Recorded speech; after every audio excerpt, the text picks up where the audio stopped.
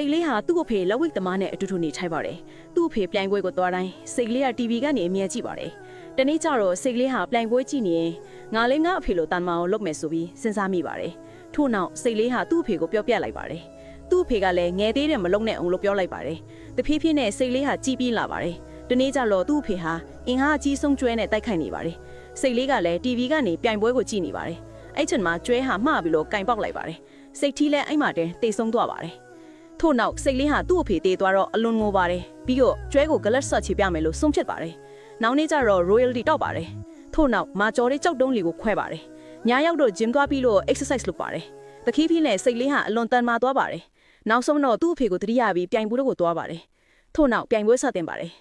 တိုက်ခိုက်နေပရိသတ်တွေကအနိုင်ရှုံးကိုမဲပေးပြီးဆုံးဖြတ်မယ်ကျွဲကိုနိုင်စေချင်ရင်တော့ကောင်းမိတ်ရေးပေးပါစိတ်ကိုနိုင်စေချင်ရင်တော့ like and follow လုပ်ပေးပါ